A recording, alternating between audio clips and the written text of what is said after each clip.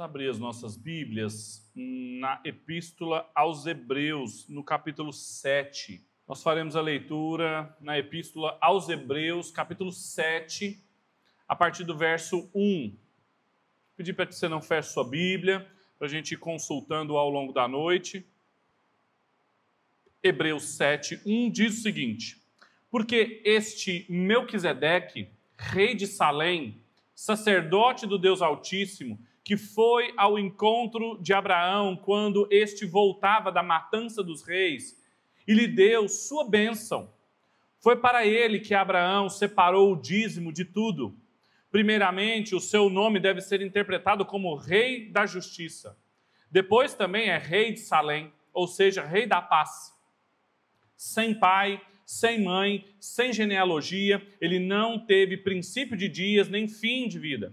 Mas, tendo sido feito conforme o Filho de Deus, permanece sacerdote perpetuamente. Vamos orar mais uma vez?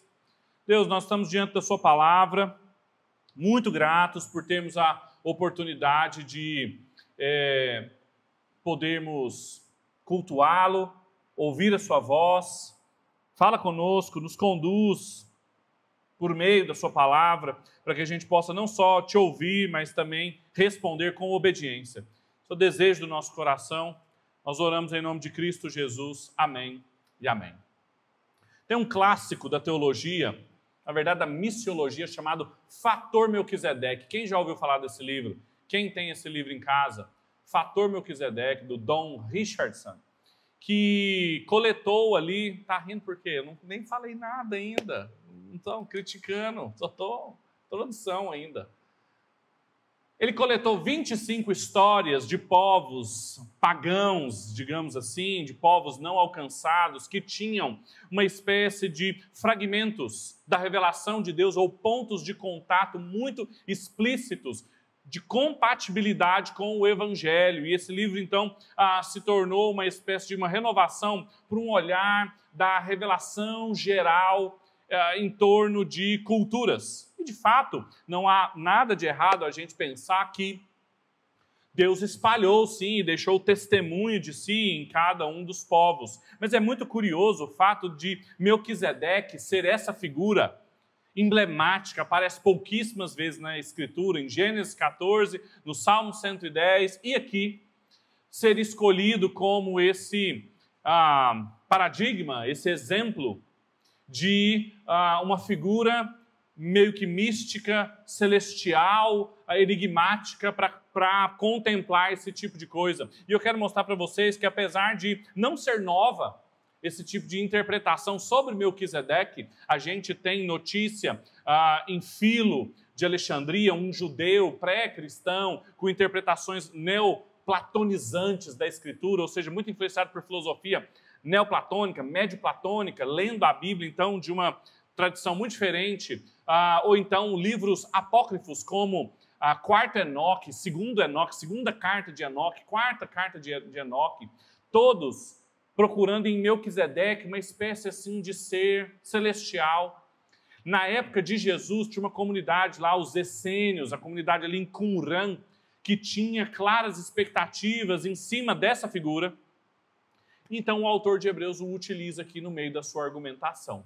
O livro de Hebreus ele é um livro desafiador, vocês sabem muito bem, já cansamos de falar isso em outros momentos aqui, de um contexto muito difícil de reconstruir. A gente não sabe quem que é o autor, quem que são os destinatários, a circunstância, a data, tudo isso a gente reconstrói especulando e tendo muitos pontos de apoio aqui na história, no cânon, mas a gente nunca bate martelo em determinadas questões. O que está claro para nós é a mensagem da carta aos Hebreus. Essa sim é clara, apesar desse campo de batalha, de opiniões, aquilo que é indispensável para a igreja compreender a sua mensagem, nós temos ali.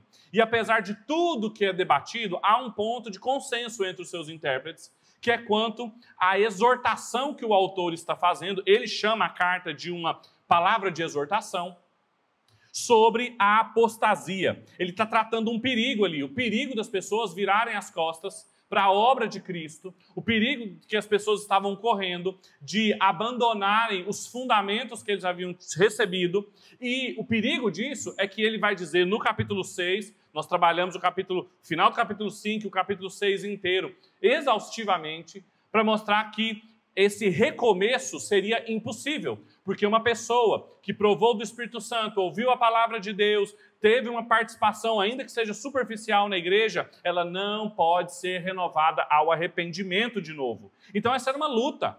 Essa era uma luta que pessoas que não faziam parte do povo de Deus estavam enfrentando no meio da igreja, e também uma advertência para quem era do povo de Deus, para poder mostrar evidências de que ele não estava nessa condição de apostasia.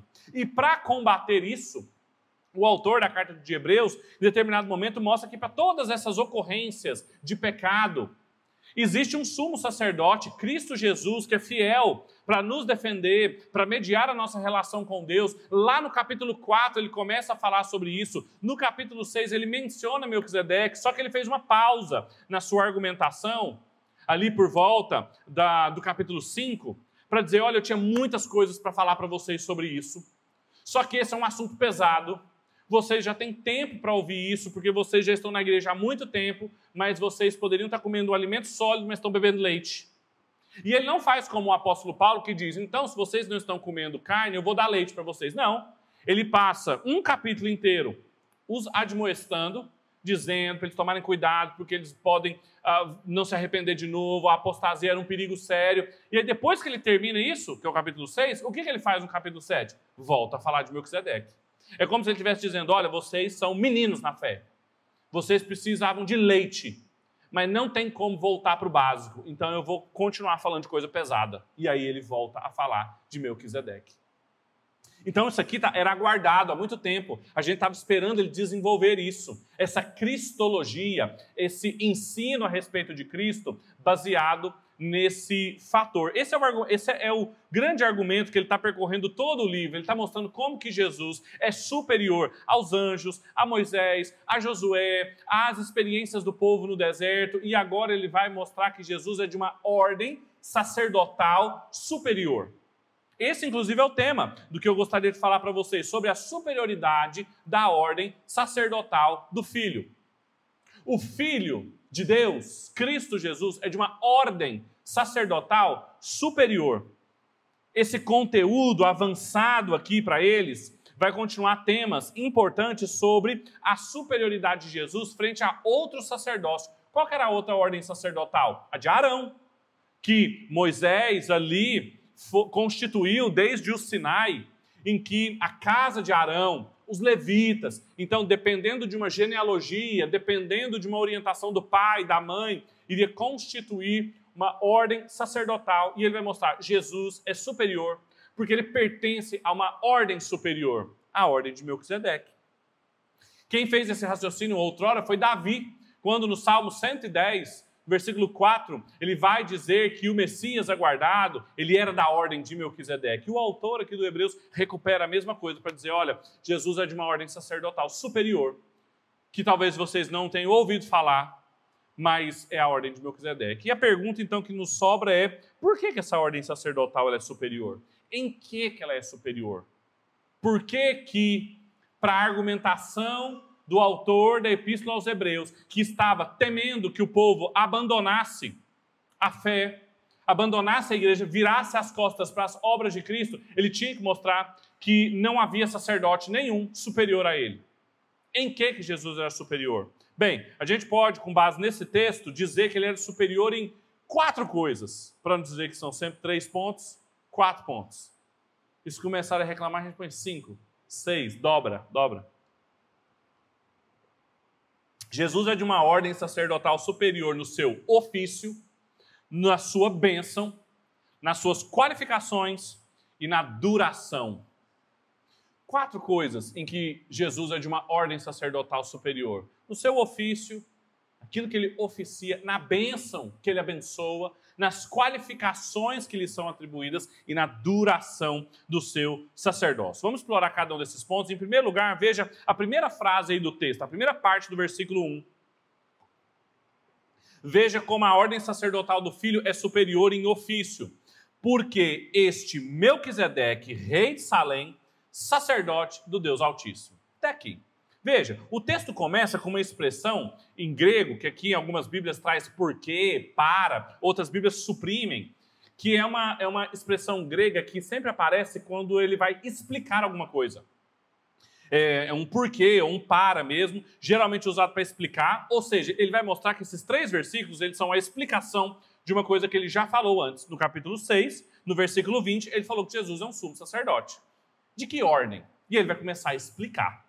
Agora a gente precisa tomar muito cuidado com aquilo que eu comecei falando para vocês na introdução, de uma interpretação que beira a alegoria no texto bíblico. Por quê? Muita gente, quando está lendo lá em Gênesis, vê essa figura, Gênesis 14, Abraão acaba de retornar de uma batalha. Vocês se lembram que no capítulo 13 ele diz para Ló, tem muita gente da sua família e da minha, os campos não são suficientes, vamos nos separar? Você vai para um lado, eu vou para o outro. Ló olhou os campos, viu que eram verdes e foi. E Abraão foi para o outro lado. Ló tomou uma decisão pelo que ele via. Abraão tomou uma decisão pela fé, pelo que ele não via. E aí Ló entrou numa briga lá, porque vários reis, incluindo Sodoma, Gomorra, vários reis da cidade dos homens, das cidades ali ímpias, cananeias, entraram numa guerra, sequestraram Ló. Abraão ficou sabendo disso, foi buscá-lo. Venceu a guerra, tomou Ló, tomou os despojos e estava voltando para casa quando, de repente, do nada, sem pai, sem mãe, sem genealogia, sem a gente saber nada, surge um homem chamado Melquisedeque, abençoa Abraão, Abraão dá o dízimo para ele oferece pão e vinho, e aí os crentes ficam sem entender nada. Rapaz, dízimo, nem tinha a lei ainda que falava do dízimo. Pão e vinho, nem tinha o apóstolo Paulo para inventar a ceia. O que está acontecendo aqui? E aí o que as pessoas fazem? Especulam. Que é o que eu falei para você. Filo, Quarto Enoque, comunidade Qumran, todos viam Melquisedeque como ou uma figura celestial, uma espécie de um anjo, ou então uma encarnação de Jesus no Antigo Testamento. Só que isso está errado. Por que está errado, Pedro? Porque o autor de Hebreus, no capítulo 7, no versículo 3, nós lemos, ele fala que Melquisedeque foi constituído segundo o filho, não era o filho. E isso aqui é importante para conduzir toda a nossa interpretação. Melquisedeque é uma figura, de fato, no Antigo Testamento importante, mas ele estava criando as expectativas que Jesus cumpriria. Não é que ele era Jesus pré-encarnado, não é que ele era um ser celestial, ele era um sacerdote de uma cidade chamada Salém. Ele era o rei dessa cidade também. E ele era um homem justo. Abraão cultuou com ele e pronto. E aí Davi, muitos anos depois, fala dessa ordem de Melquisedeque. Então, mais importante que o próprio Melqui é a ordem. Mais do que a gente ficar especulando quem que é o Melquisedeque ou não, a ordem de Melquisedeque é importante para nós. Que ordem é essa? Quais são essas características? É isso que a gente está mexendo aqui. E a primeira coisa que chama a atenção é o duplo ofício desse Melquisedeque. Diz o texto que ele era rei de Salém e sacerdote do Altíssimo. A única pessoa que combina essas duas coisas no Antigo Testamento, porque no Antigo Testamento havia uma estrita rigidez na separação entre sacerdotes para um lado, profetas para o outro e reis para o outro. Eram ofícios muito bem delimitados, porque ninguém em Israel poderia acumular em si muitas dimensões da vida civil do povo. Era para evitar mesmo autoritarismo, centralização de um governo, de uma religião. Então, sacerdotes para um lado, reis para o outro e profetas. Profetas criticando os reis, criticando os sacerdotes e vice-versa. Só que aqui destaca-se no seu ofício, e por isso que ele é de uma ordem diferente, que além de sacerdote do Deus Altíssimo, ele também é rei em Salém. Essas duas coisas nos chamam muita atenção. Esse duplo ofício está querendo dizer que ele era digno de exercer um duplo ofício. Isso já era muito superior a Arão. Agora, além disso, tem dois qualificantes aqui desse duplo ofício. Ele era rei Salém e ele era sacerdote do Deus Altíssimo. Eu vou explicar um pouco mais sobre Salém lá por volta do terceiro ponto aqui do sermão. Mais importante do que a localização geográfica, tem muita discussão e dá para concordar que Salém é o antigo nome para Jerusalém. Ele era muito provavelmente não a Jerusalém do tamanho de Davi, do tamanho de Salomão, mas era uma região ali perto de Jerusalém. Mas o que importa aqui é o que significa Salém, que é paz, vem de Shalom. Mas o que chama a atenção aqui é o Deus Altíssimo. Por que usa esse nome? E esse nome aqui era comum em outros lugares no mundo antigo, mas na Bíblia é raro para falar sobre Deus. Porque a dignidade de um sacerdote diz respeito à divindade que ele serve. Não adianta ser um sacerdote de uma divindade pequena. É sacerdote fraquinho, é de ralé, baixa estatura. Agora, um sacerdote do Deus Altíssimo está mostrando a superioridade dele nesse ofício. Esse é o ponto aqui. E aí, quando a gente entende todas essas coisas da primeira qualificação, quanto ao seu ofício, e a gente se pergunta o que isso significa para mim e para você, é que o autor da carta aos Hebreus, escrevendo para uma igreja que estava correndo o risco de apostatar da fé, porque estava querendo virar as costas para Cristo, está mostrando que Jesus é de uma ordem sacerdotal superior a começar do seu ofício. Porque Jesus está plenamente qualificado a ser rei e sacerdote, muito mais e muito melhor do que Melquisedeque. Porque Jesus, e o autor de Hebreus já argumentou isso muitas vezes no capítulo 1, 2 e 3, Jesus, na sua obra, assunto aos céus, assentado no trono, ele está sentado num trono muito maior e melhor do que todos os outros tronos das cidades dos homens, ele é um rei muito mais digno, e além disso, a sua obra por nós, mediando a relação de Deus conosco, é de um sacerdócio também muito melhor, porque ele é o oficiante desse Deus Altíssimo, cuja oferta é ele mesmo.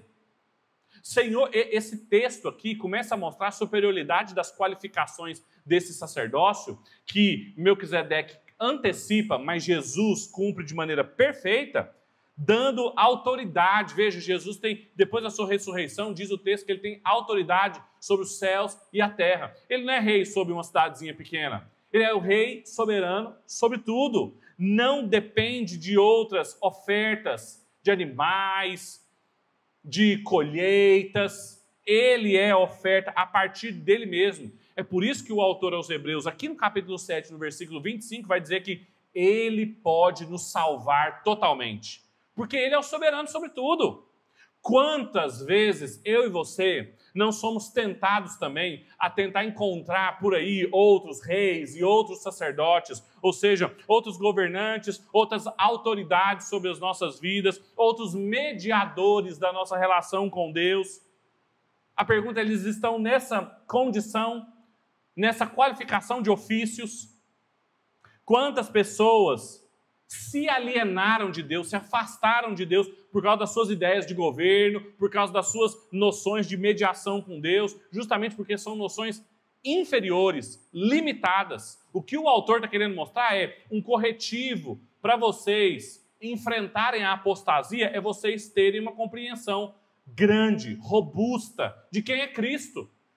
Ele é de uma ordem sacerdotal muito anterior a Arão.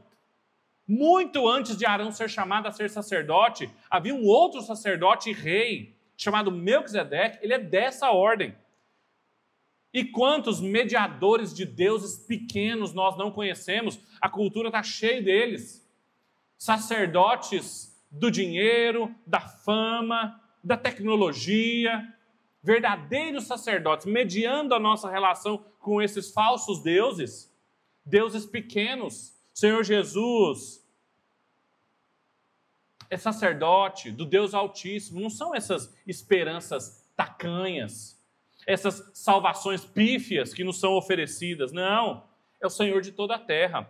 Nós só podemos nos livrar da apostasia se nós mantivermos os nossos olhares fixos numa ordem sacerdotal de um ofício muito superior, de um rei sacerdote maior que Melquisedeque, chamado Cristo Jesus. Agora, além disso, ele também é superior, em segundo lugar, não só por causa do seu duplo ofício, mas por causa da sua bênção. Veja a segunda parte do versículo 1 e a primeira parte do versículo 2.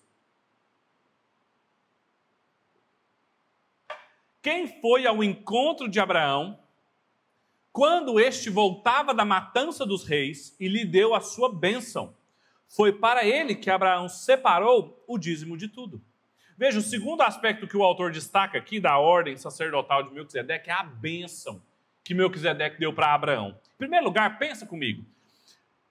A carta aos Hebreus, a gente não sabe exatamente quem são os seus destinatários, não dá para dizer assim, são judeus, são gentios, mas dá para a gente saber que são pessoas que conhecem o Antigo Testamento, porque o autor de Hebreus cita muito o Antigo Testamento, ele cita muito a Septuaginta, que é a tradução grega do Antigo Testamento, então eles conhecem, eles pelo menos respeitam aquilo como autoridade, porque ele monta os argumentos dele todo baseado no Antigo Testamento. E aí, se são pessoas que levam o Antigo Testamento em tão alta conta, veja a manobra que ele fez aqui, brilhante. Eu vou mostrar para vocês a superioridade de Jesus, como Jesus é superior. Jesus é de uma ordem sacerdotal que não é Arão lá na frente, na história do povo de Deus. Ele é de uma ordem sacerdotal, de um sacerdote que ministrou bênção para Abraão, o pai da fé, o grande patriarca, o grande nome por trás de todo o povo. Pense para aqueles que estavam querendo voltar ao judaísmo, a obras mortas. Nós estamos falando de um sacerdote que oficiou ao pai da fé. Ele havia prometido. E veja, e Deus, isso faz todo sentido em Gênesis. Se você se lembra que Deus aparece para Abraão e faz um pacto, uma aliança com Abraão em Gênesis 12. Eu serei seu amigo, vou te proteger, vou te abençoar, você vai ser uma bênção por onde for, todas as famílias da terra vão ser benditas do seu nome. Aí no capítulo 13 ele se separa de Ló, no capítulo 14 isso aqui acontece. 2 capítulos depois, 2 capítulos que Deus falou que iria abençoar Abraão, chega um sacerdote, depois que ele volta de uma batalha, e ele vai e o abençoa. E vocês têm que se lembrar que bênção no Antigo Testamento tinha um significado muito específico. Gênesis é um livro só, não é? A gente, às vezes, parte muito Gênesis, divide Gênesis do capítulo 1 ao capítulo 11, e depois do 12 em diante, como se do capítulo 1 ao 11 estivesse falando do cosmos, e do 12 em diante da família de Abraão. Mas há uma conexão fina que o autor estabelece quando ele começa lá em Gênesis 1 e 2, dizendo que Deus foi criando as coisas e abençoando, não diz isso? Criou e abençoou, criou e abençoou, abençoou e as plantas nasceram, abençoou e os animais foram, e abençoou e Adão e Eva se uniram. Não foi? A bênção de Deus era um termo importante para o autor de Gênesis. Quando diz que Melquisedeque abençoou Abraão, ele estava dando as condições para que Abraão pudesse frutificar, florescer na direção que Deus esperava. Veja a superioridade dessa bênção. Enquanto todos os reis das cidades dos homens estavam em guerra, Abraão vence esses reis e, como um sinal de que Deus o estava abençoando, Deus levanta um sacerdote, ele vai lá e o abençoa, dizendo assim, olha, era isso aqui mesmo, que todos fiquem sabendo que a bênção de Deus está sobre você, que Deus tem um pacto com você, que Deus tem uma aliança com você, e que as outras cidades fiquem sabendo. Agora, a pergunta que o autor de Hebreus não fala muito, mas Gênesis tem claro, é como que ele abençoou ele. Ele não proferiu uma bênção dizendo assim, ó Abraão, Deus te abençoe, hein? Ele não faz isso. Ou um gesto, alguma coisa. Diz o texto de Gênesis 14 que Melquisedeque recebe Abraão com o quê? Pão e vinho. Ele recebe Abraão com pão e vinho. Como é que ele abençoa? Qual é o selo que ele usa? O Jonathan Edwards vai dizer que ele, exatamente como Jesus, usa o selo do pacto da graça para dizer assim, vem aqui participar desse banquete aqui comigo, como sinal de que Deus está abençoando, como sinal que a palavra de Deus vai se cumprir na sua vida, como um sinal de que o pacto que Deus tem com você permanece e que você está experimentando essa prosperidade, essa vitória sobre os seus inimigos, porque eles se tornaram meus inimigos. Você está experimentando essa vitória sobre os reis de toda a terra, porque eu estou te protegendo. É isso que está acontecendo aqui, não foi aleatório. Ele pegou os elementos que posteriormente o Senhor Jesus vai instituir na ceia, pão e vinho, e a partir desse selo, em ocasião daquela vitória, ele mostra, evidencia que Deus estava zelando por essa aliança. E Abraão entende isso. Porque como é que Abraão responde? Pegando 1/10 de tudo que ele tem e dando para Melquisedeque. 1/10 daqueles espólios que ele recebeu da guerra e ele dá. Veja, o dízimo que ele está fazendo aqui é muito anterior à lei prescrever o dízimo. Isso aqui aconteceu tudo antes de Moisés, antes da lei, antes de Levítico, Números, Deuteronômio. E como é que é a resposta de fidelidade, do dízimo? Quando a gente entende tudo isso aqui, e a gente se pergunta o que isso significa para nós, é que o autor da carta aos Hebreus, escrevendo a um povo que estava perigando diante da apostasia, vacilando por causa dos rudimentos que recebeu e não estavam dando evidências da sua salvação, ele está mostrando que Jesus é um sumo sacerdote superior em relação à bênção superior que ele pode ministrar. De uma forma muito mais completa, muito mais terminada, Jesus vem ao meu e ao seu encontro, depois de uma vitória muito maior, que não é uma vitória minha e sua, é uma vitória dele. Jesus venceu os nossos inimigos ali na cruz, e ele vem ao nosso encontro com os elementos, os mesmos elementos, só que um pão melhor e um vinho melhor, porque é o corpo dele e o sangue dele, que nos alimentam de uma maneira muito superior a que Abraão foi alimentado, e aí nós somos abençoados, como Abraão foi. Nossa aliança que nós temos com Deus, ela é reafirmada. Nós florescemos numa direção que Deus quer. Independentemente se a cidade dos homens ao nosso redor está em guerra, se eles estão em batalha contra nós, se eles sequestraram, se eles pilharam, não interessa. O que Cristo faz por nós hoje é muito superior ao que já era superior que Melquisedeque fez com Abraão, por meio da sua palavra, do seu sacramento, e nós, obedientes, respondendo também com o nosso culto, a nossa oferta, o nosso dízimo. Vocês conseguem perceber essa conexão que o autor da carta aos Hebreus está estabelecendo? De como Cristo é um sumo sacerdote muito superior, que ele vem ao nosso encontro dominicalmente aqui na ceia, para nos alimentar, para selar conosco a sua aliança e dizer, olha, a vitória que vocês têm, essa vitória aí no ambiente de trabalho, essa vitória no Enem, não é isso não, é a vitória sobre a morte. É passar da morte para a vida. Essa vitória que vocês têm, vocês só venceram por causa de Cristo. Por isso que ele é um sacerdote ainda superior. Porque Melquisedeque não ganhou nada para Abraão. Ele só selou e confirmou a aliança que Deus tinha. Mas Jesus não. Jesus lutou no nosso lugar, venceu a morte, vai ao nosso encontro, nos alimenta e espera de nós a nossa resposta. Não tem como combater a apostasia, combater a tentação das pessoas virarem as costas para Cristo sem uma compreensão robusta da superioridade de Jesus quanto ao seu ofício e, em segundo lugar, quanto à sua bênção. Em terceiro lugar, o autor continua mostrando a superioridade do Filho nas suas qualificações. Veja a segunda parte do versículo 2. Primeiramente, o seu nome deve ser interpretado como Rei da Justiça e depois também é Rei de Salém, ou seja, Rei da Paz. O autor chama agora a nossa atenção para alguns títulos desse sacerdote, Melquisedeque. O seu nome e os seus títulos, ou seja, suas qualificações. Porque nome dizia respeito à natureza, à identidade das pessoas. E Melquisedeque é um nome que é composto de duas palavras em hebraico, que é Melech, que é rei, e Tzedaká, que é justiça, justo. Então é como se ele fosse o rei da justiça, o rei justo. Melquisedeque significa isso. Ele é um rei justo, e isso já diz muito sobre ele. Porque lembra, no contexto original, onde que ele era um rei justo? No meio de Canaã. Ele era um rei justo no meio da cidade dos homens.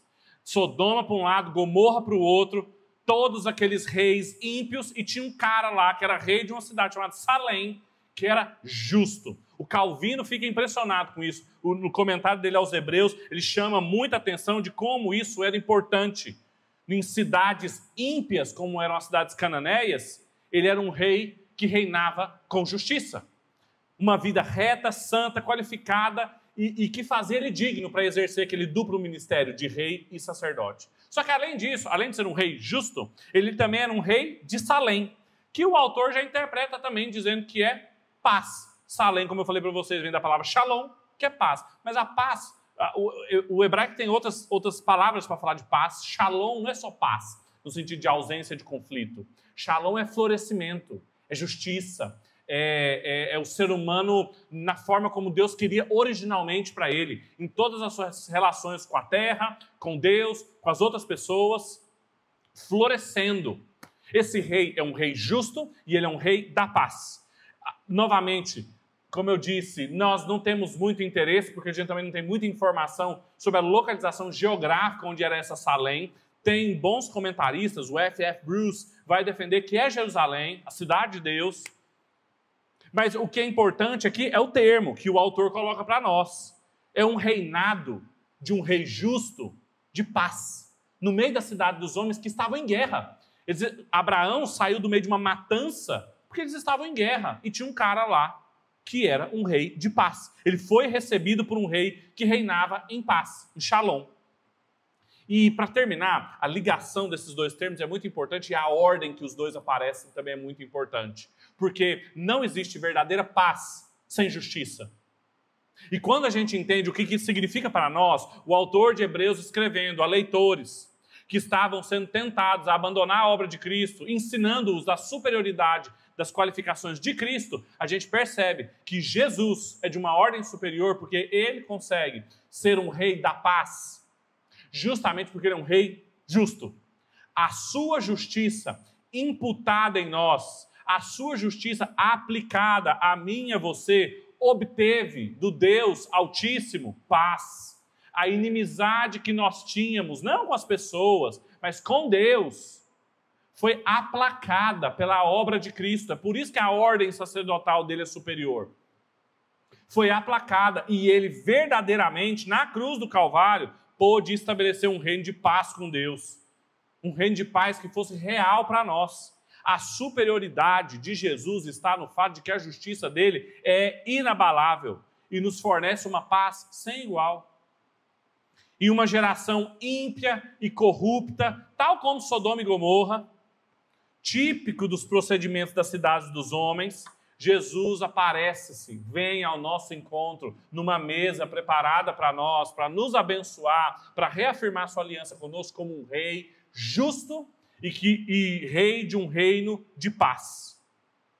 A gente só pode resistir à apostasia, a gente só pode resistir, abandonar a obra de Cristo por outros candidatos, quando a gente percebe o quão superior ele é.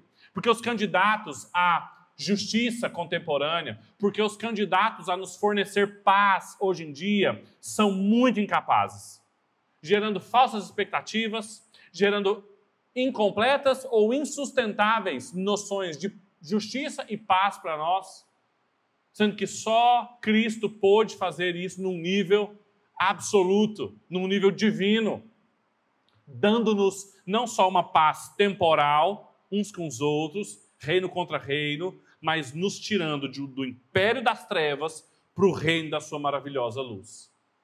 É impossível a gente não perceber o quão superior é a qualquer outro sacerdócio, a qualquer outro governo, a qualquer outra proposta de paz, outra medida de justiça.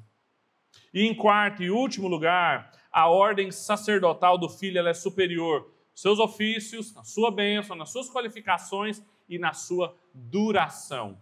Veja o que diz o versículo 3 aí da sua Bíblia. Sem pai, sem mãe, sem genealogia, ele não teve princípio de dias nem fim de vida, mas tendo sido feito conforme o Filho de Deus, permanece sacerdote perpetuamente. Novamente, a gente não pode cair no erro de pensar que Melquisedeque não tinha pai nem mãe, porque ele era um anjo, ou porque ele brotou no chão, nasceu da semente, nada disso. O que o autor de Hebreus está usando aqui é um recurso interpretativo do silêncio da Escritura. Ele está dizendo, não é que ele não tinha pai nem mãe, ninguém brotou da terra. Ele está querendo dizer que a Bíblia não registrou o seu pai e sua mãe, de propósito. A Bíblia não queria, é claro que ele tinha pai e mãe, mas não interessava para a Escritura quem era o pai e a mãe de Melquisedeque. Por quê?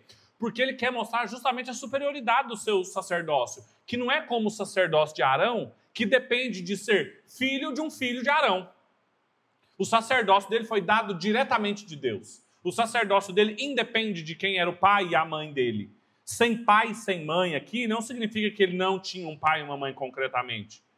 O autor está usando aqui esse argumento de silêncio para chamar a atenção da durabilidade. Não tem pai, não tem mãe, não tem fim de dias. Não significa que ele também era eterno. Ele morreu, o Melquisedeque morreu um dia. O Melquisedeque é um sujeito histórico, concreto. Por quê? Porque diz no versículo 3 que ele foi feito sacerdote segundo a semelhança de Jesus. É Jesus que é eterno. Jesus tinha pai e mãe. Jesus nasceu um dia, cresceu na sua encarnação, ele é assunto ao céu, seu governo não tem fim, é o mesmo princípio, é a durabilidade, mas Maria e José estavam lá. A mesma coisa Melquisedeque. O não ter o registro dos pais dele é mostrar que ele não é sacerdote hereditário de alguém, mas do próprio Deus, não depende de ninguém mais. É para falar da superioridade dele. Agora, além disso, o texto aqui usa um termo que aparece uma vez apenas em todo o Novo Testamento, que aí está escrito nas nossas Bíblias, feito conforme a imagem de. Esse termo aparece uma vez só e diz respeito a uma cópia, a um facsímile. Os mais antigos lembram o que é isso, né? Os mais novos não sabem nem o que é. O Calvino ele vai usar a imagem de uma pintura, ele vai falar assim, da mesma maneira que a gente, numa pintura de alguém, numa fotografia, a gente vê as marcas dessa pessoa, a gente vê os traços verdadeiros da pessoa na pintura, mas não é a pessoa, é isso aqui. O Melquisedeque, a gente vê os traços, as marcas de uma ordem sacerdotal que aponta para Jesus, mas não é Jesus. Jesus é outro, o Filho de Deus é outro, ele não é o Filho de Deus, não confunda isso. Não coloque expectativas como os essênios colocaram sobre Melquisedeque. A chave de interpretação aqui é essa, de que ele está antecipando, de que ele está criando expectativas no imaginário dos habitantes do Antigo Testamento por um rei sacerdote maior e melhor do que ele que viria. E é isso que o autor dos Hebreus está nos ensinando aqui, para pessoas que estavam sendo tentadas a abandonar a fé, falou, olha, tem um outro sumo sacerdote de uma duração igualmente perpétua. Assim como Melquisedeque, Jesus tinha pai e mãe, mas com a sua ressurreição, ele assumiu um sacerdócio eterno. Jesus oficia uma obra para nós que torna ele o sacerdote de uma salvação eterna, de uma nova vida eterna. Isso significa para nós que nunca vai ter um tempo na sua vida em que Jesus não possa oferecer para nós propiciação dos seus pecados. Por isso que ele é um sacerdote superior. Porque se em algum determinado momento a linhagem de Arão fosse interrompida, se matassem todos os sacerdotes daquela linhagem, seria possível não ter um sacerdote mais para oficiar no templo, mas Jesus é de uma ordem que não depende da genealogia. Nunca terá um tempo em que Jesus não vai poder receber as suas orações, o seu culto, as suas ofertas, o seu dízimo, a sua confissão, porque ele é sacerdote de uma ordem eterna. Isso assegura para nós, isso traz segurança. Para quem estava pensando em abandonar a fé, sentindo-se inseguro, isso, mais do que tudo, precisa trazer segurança para nós. Porque é um sacerdócio, é uma mediação de uma duração muito diferente dos outros sacerdotes que tem por aí. Com as durações também temporais, parciais, fragmentadas. A gente só pode se precaver da apostasia. Essa apostasia que está em busca de sacerdotes de duração efêmera, se a gente tiver clareza da superioridade da ordem sacerdotal que Cristo pertencia, que era perpétua. Deus sempre quis mostrar isso. Desde quando ele escolheu o primeiro lá em Melquisedeque, para sinalizar o que isso significava. E hoje o autor de Hebreus diz isso a nós. Vamos orar? Feche seus olhos.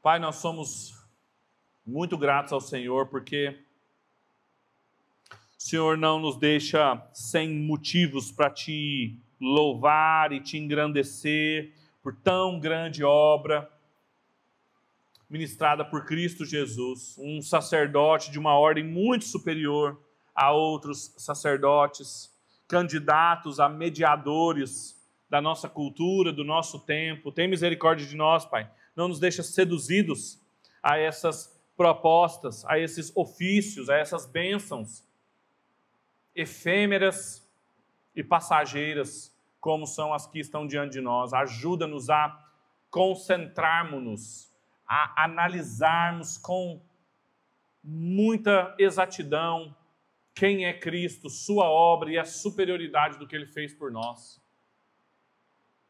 É a nossa oração aqui essa noite, gratos por tudo que o Senhor revelou, ajude-nos a responder essa revelação com as nossas ofertas, com os nossos dízimos, com a nossa oração. Dá-nos uma participação nos meios de graça, no pão e no vinho, conscientes do que isso significa. É o que nós te pedimos em nome de Cristo Jesus. Amém e amém.